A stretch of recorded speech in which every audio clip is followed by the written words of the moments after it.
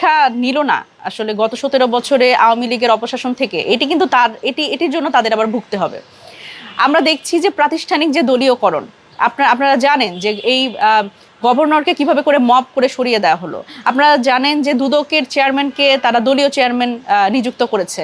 আমরা দেখছি যে আপনি দেখেন কুয়েটের যিনি ভিসি, যেই ভিসির বিরুদ্ধে সাধারণ শিক্ষার্থীরা কিন্তু সেই বিএনপির দলীয় ভিসি তার বিরুদ্ধে কিন্তু অনশন করে তারা আন্দোলন করে সেই ভিসিকে সরালো। অন্তর্বর্তীকালীন সরকারের সময় কিন্তু তাকে আসলে ওই পদ থেকে অব্যাহতি দেওয়া হয়েছিল। আবার সেই একই ভিসিকে কিন্তু আবার এখন হচ্ছে ভিসি হিসেবে নিযুক্ত করা হয়েছে।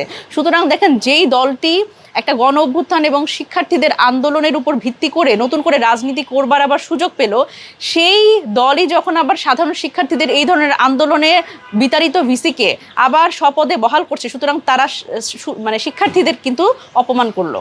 এবং দেখেন আরেকটা বিষয়, যে ঢাকা বিশ্ববিদ্যালয়ের যে ভিসি, তিনিও কিন্তু আসলে এই ধানের শীষের পক্ষে ভোট চাওয়া ভিসি।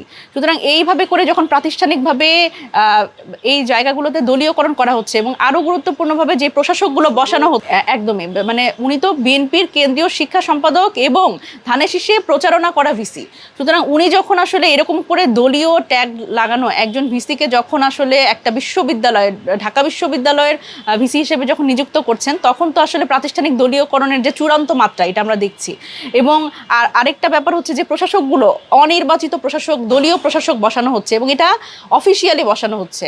আপনি দেখেন যে সিটি কর্পোরেশন, জেলা পরিষদ এবং উপজেলা পরিষদ, এবং আমরা শুনছি এখন পৌরসভাগুলোতেও কিন্তু প্রশাসক হিসেবে দলীয় লোকজন বসানো হবে। কিন্তু দেখেন, এখানে কিন্তু অফিসিয়ালি যদি আসলে যারা এটার জন্য দায়িত্বপ্রাপ্ত, আপনি মানে ইউএনও, ডিসি, ইনাদের দিয়েও যদি আপনি কাজটা সম্পন্ন করতে পারতেন, সেটাও কিন্তু একটা ব্যাপার। কিন্তু অনির্বাচিতভাবে দলীয় লোকজন আসলে এই পুরো সিস্টেমটাতে বসিয়ে তারা আসলে যে আবার প্রাতিষ্ঠানিক দলীয়করণ কায়েম করতে চাচ্ছে, সেটা কিন্তু আমরা দেখছি যে আওয়ামী লীগেরই একটা মানে প্রতিফলন, মানে প্রতিরূপ।